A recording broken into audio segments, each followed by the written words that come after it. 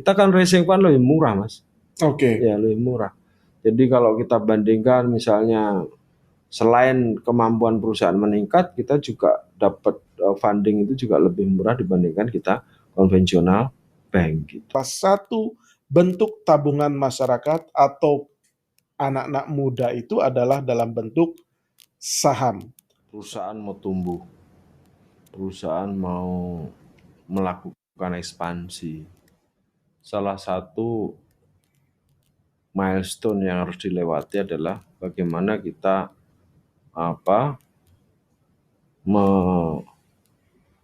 meleverage company itu adalah IPO. Karena pada saat perusahaan itu sudah TBK, Ya, itu semua orang punya hak untuk tahu. Pada saat orang hak untuk tahu, berarti kita dipacu untuk melakukan bisnis proses yang lebih baik. Itu yang didapat intangible. Yang didapat yang lain apa? Kita kan racing fund lebih murah, Mas. oke. Ya, lebih murah. Jadi kalau kita bandingkan misalnya selain kemampuan perusahaan meningkat, kita juga dapat funding itu juga lebih murah dibandingkan kita konvensional bank gitu. Itu Dengan maksudnya kan dengan meminjam, karena kalau meminjam ke financial institution kan itu ada cost of fund, ada biaya dana. Tapi kalau dengan IPO kan tidak ada cost of fund. ya, Tapi kan ada dividen, Pak. ya itu kan sharing profit normal aja. Oke. Normal aja. Padahal Walaupun tidak sehingga wajib. kalau mahasiswa ataupun teman-teman muda yang lain mau melakukan pembelian saham kan memang dapat return dari mana? Dari dividen payout gitu. Oke. Dividen payout.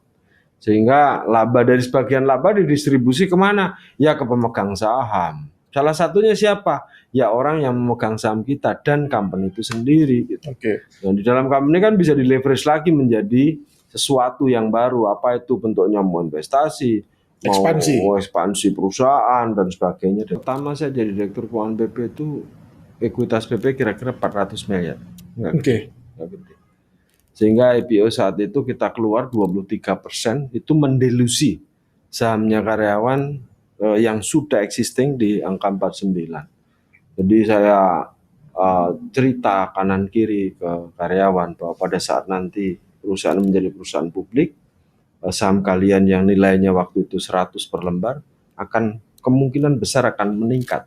Paling tidak menjadi 2-3 kali dari valuasi yang ada. Walaupun terdelusi. Ya, otomatis terdelusi, tapi value-nya kan berbeda. Oke. Saat itu 49 megang katakan misalnya 49 dari 400 kan enggak lebih dari 200 miliar.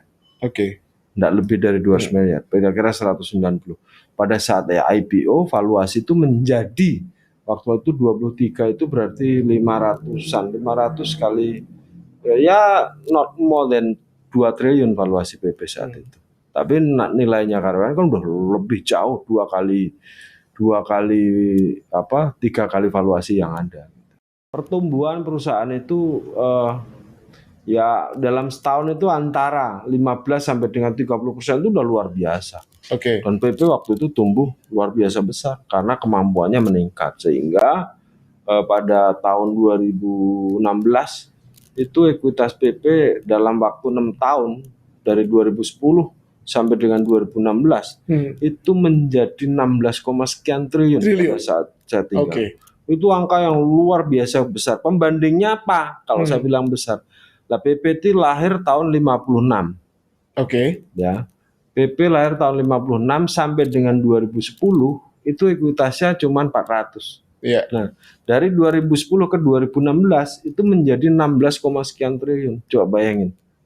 Ya. Itu kan sebuah lompatan yang luar biasa besar. Yeah. Pada saat company bisa bergerak jauh lebih baik karena kekuatan balansi dan sebagainya. Karena di negara barat, pasar modal atau penawaran saham perdana itu sudah sangat akrab dengan kehidupan sehari-hari masyarakat karena salah satu bentuk tabungan masyarakat atau anak-anak muda itu adalah dalam bentuk saham.